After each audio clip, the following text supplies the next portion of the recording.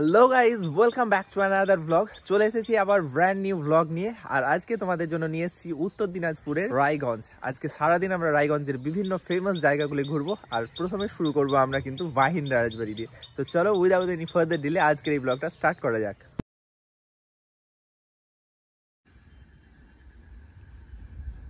এইমাত্র ট্রেন থেকে নামলাম আর দেখো চারিদিকে কুয়াশা। মানে আমাদের 4:40-এ টাইম ছিল, কিন্তু দেরি হয়ে 5:10 মতো বেজে গেছে। আর এই দেখো কুয়াশা আর পুরো স্টেশন ফাঁকা।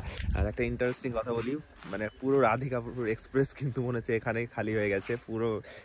আর কোনো কামরাতেই লোক ছিল না, সব মনে হচ্ছে এখানেই নেমে গেল। তবে একদম স্টেশনটা অনুন্নত টাইপ লাগছে, জানি না শহরটা কীরকম।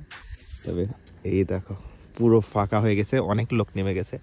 তো এবার চলো আমরাও বাইরে যাব আর তারপর গিয়ে দেখি কি করা যায়। আমাদেরকে 2 নম্বর প্ল্যাটফর্ম থেকে আমরা বেরিয়েছিলাম, আর সেখান থেকে 250 মিটার মতো, মানে একটু জাস্ট 2-3 মিনিট হাঁটলেই কিন্তু তোমরা এই বাস স্ট্যান্ড দেখতে পেয়ে যাবে। স্টেট বাসের স্ট্যান্ড তোমরা এখানে পাবে। মানে নর্থ বেঙ্গল, সাউথ বেঙ্গল যেখান থেকে আসো তোমরা বাসে করে চলে আসতে পারবে। ইনফ্যাক্ট আমরা হয়তো বাসে করে যেতেও পারি যদি সময় মেলে।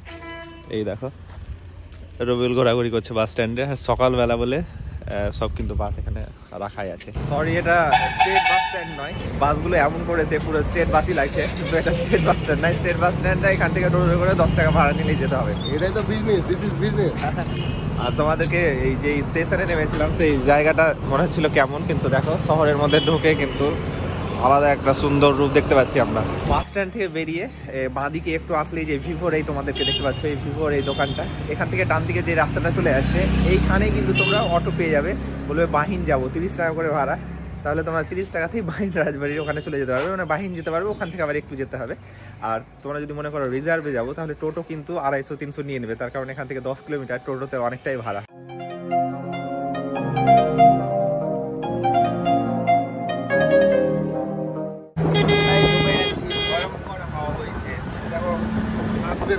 করছি না, ম্যাপ দেখছি স্টেশন থেকে মোটামুটি 20 মিনিট লাগলো। 10 কিলোমিটার রাস্তা আমাদেরকে নামিয়ে দিয়েছে। দেখো একদম বাহিনের যে অটো স্ট্যান্ড, বাজার আর কি, মার্কেট, এটাই লাস্ট। এখানে আমরা চলে এলাম, এই দেখো। আর এখানেই আছে একটা গেট, এটাই হচ্ছে বাহিন রাজবাড়ির গেট। কিন্তু মানে এখন এই একটা পার্ট কিন্তু এখানে পুলিশ ক্যাম্প হিসেবে ইউজ করা হচ্ছে। চলো আমরা চলে এসেছি। এই দেখো এই ছোট্ট রাস্তা দিয়েই ঢুকতে হবে, ওই দিকটা যেহেতু পুলিশরা অ্যাক্সেস করে, আর এমনি ঘুরতে আসলে এই দিক দিয়ে ঢুকতে হবে। তো চলো ভেতরে। একটা পুরনো ভাব, ভাঙাচোরা ঘর, এই দেখো জানালা দরজা কিচ্ছু নেই, শুধু সব ফাঁকা হয়ে আছে। চলো এইখান দিয়ে ঢোকা যাক। অন্ধকার হয়েছে।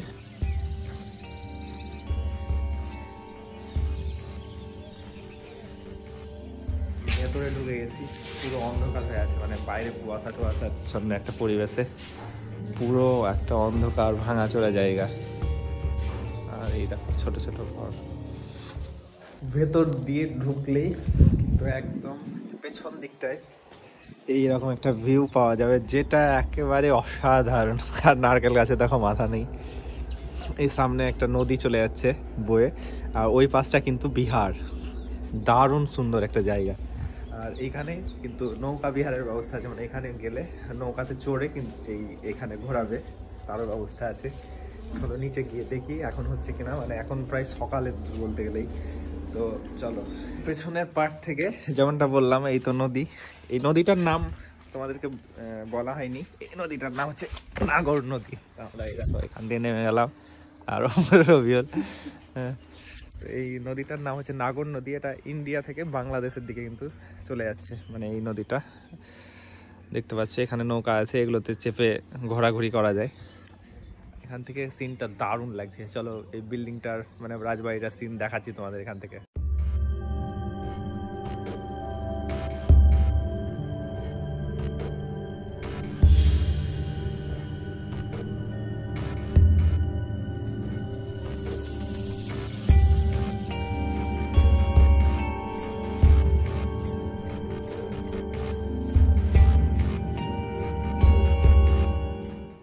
তো এইখানে দেখো নদীর পাশে বাঁধানো ঘাট, এই সুন্দর করে এখানে করা আছে। আর জায়গাটা দারুণ, মানে এখানে সময় স্পেন্ড করার মতো একটা আদর্শ জায়গা। আমাকে তো বেশ ভালো লাগছে এই জায়গাটাতে। চলো সিঁড়ি দিয়ে নেমে যায়। আর নৌকাগুলো দেখো পড়ে আছে, এখন কোনো মাঝি নেই। মানে এই এত সকালবেলায় কিছু হয় না এখানে।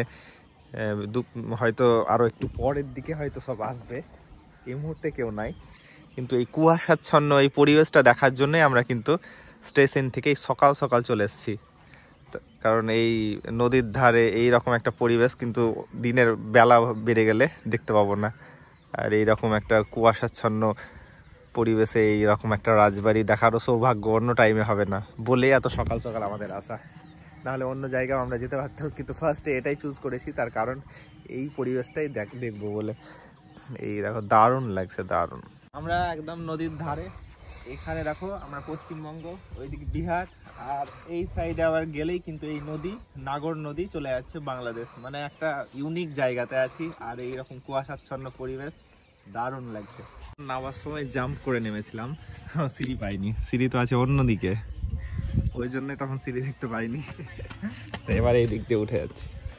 তো গাইজ আমরা রাজবাড়ির পেছন থেকে আবার সামনের দিকে চলে এসেছি, এখান থেকে আবার বেরিয়ে যাব, তার কারণ আবার আরো অনেক জায়গায় যেতে হবে। আর এই রাজবাড়িটা ছোট দেখলে ভাঙাচোরা, তোমাদেরকে চলো এরপরে একটা ভালো আরো সুন্দর রাজবাড়ি নিয়ে যাবো এই ভিডিওতে। তো চলো এখানে যাক। much later গাইজ সকালে যেখান থেকে আমরা শুরু করেছিলাম সেই জায়গাতে আবার এসে পৌঁছেছি। আবার এখান থেকে আমরা অটো কিংবা ট্রেকার এই সবগুলোতে উঠবো। এই সামনে চলো দেখি দুর্গাপুর রাজবাড়ি যাওয়ার জন্য। তো চলো দেখা যাক।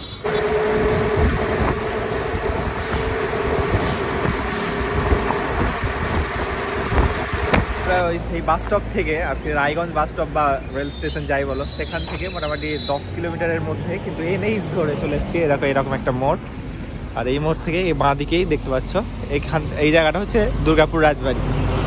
এখানকার ভাড়া ছিল 15 টাকা করে, এখানে গাড়ি যেগুলো আসছে সেগুলোতে 15 টাকা করে ভাড়া আমি চলে এলাম, মোটামুটি 20 মিনিটের মতো সময় লাগলো। আমরা নামলাম, আর এই বাঁ দিকেই দেখতে পাচ্ছ গেট, এই সামনেই আছে রাজবাড়িটা, একদম সামনে কাছে।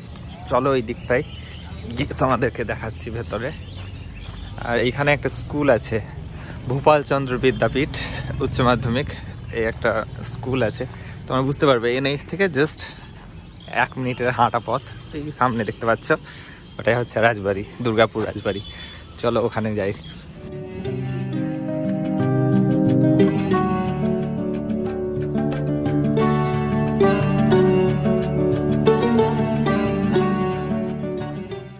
থেকে ঘুরে এলাম, বিশেষ কিছু দেখাতে পারলাম না, কেননা এখন এটা এসডিপিও অফিস। এটা শুধুমাত্র বিশেষ ওকেশনগুলো, যেমন এই সরস্বতী পুজো গেল কিংবা দুর্গা পূজা, এইরকম অনুষ্ঠানগুলোতেই শুধুমাত্র ওপেন থাকে। আর তাছাড়া কিন্তু এখন ভেতরে ঢুকতে দেওয়াই হয় না।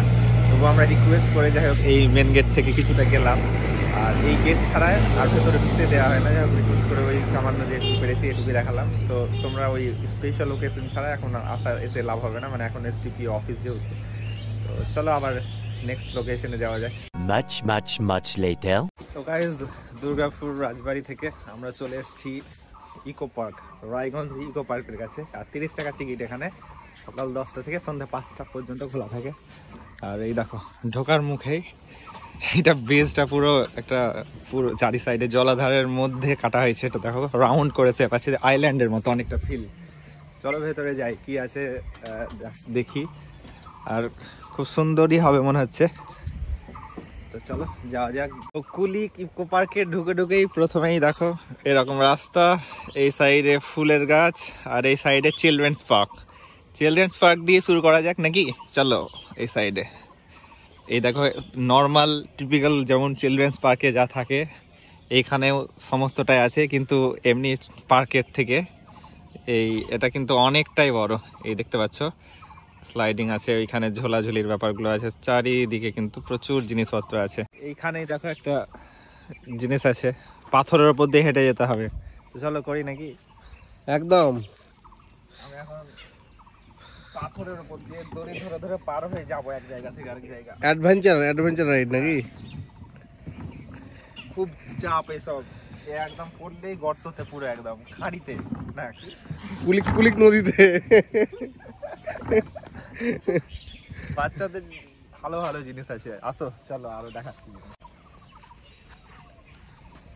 আমরা সেই ছোটবেলা ফিরে পেয়েছি নাকি, ছিঁড়ে না পড়ে যাই। ও দারুণ দারুণ। সাধারণ সাধারণ। এ হচ্ছে ওয়াচ টাওয়ার, মোটামুটি ভালোই উঁচু আছে। ওয়াচ টাওয়ারের সিঁড়ি যা, এখানে বাঁশ দিয়ে বন্ধ করে দিয়েছে, ওপর থেকে দেখতে দিবে না আশেপাশের ভিউ। যাই হোক, ভাগ্য খারাপ। আর এই দেখো এই জলাশয়টা পুরো এই পার্কটা মানে তৈরি করে কেটে এই ইকো পার্কটা তৈরি করেছে, চারিদিকে গোল করে রাউন্ড শেপে জল কেটে এটা একটা দ্বীপের মতো বানিয়েছে। তো ওপর থেকে ওঠা গেল না, চলো সামনে আরো কি আছে না আছে দেখা যাক। এখানে দেখো সুন্দর করে একটা সেট করা আছে, দারুণ লাগছে। এই পুরো চারিদিকে গাছের মাঝে এই জায়গাটা বেশ মনোরম দেখাচ্ছে, আর রাস্তাটাও পুরো গাছে ভর্তি হয়ে আছে। এইখানে দেখো পাহাড়ের মতো একটা করা আছে, এখান দিয়ে জল পড়ার কথা, জলেরও ব্যবস্থা করা আছে, কিন্তু এই মুহূর্তে জল বেরোচ্ছে না। ওপরে একটা পাখি, এই সাইডেও গাছে ভর্তি চারিদিক। ওই সাইড থেকে আবার পার্কের শুরুর দিকে চলে এসেছি, মানে ঢুকে ঢুকে বাঁ সাইডে গেছিলাম, এবার ডান সাইডটা। এইখানেও দেখো বাঘ বসে আছে পাহাড়ের উপরে। এই ঝর্ণাগুলো যে জল বেরোলে কিন্তু সত্যি দারুণ লাগতো।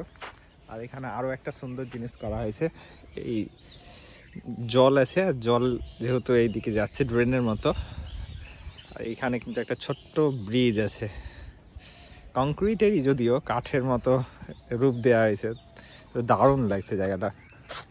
এই দেখো জলগুলো ঠিকঠাক মেনটেন যদি হতো তাহলে দারুণ লাগতো। এই জায়গাটা দেখো কত সুন্দর।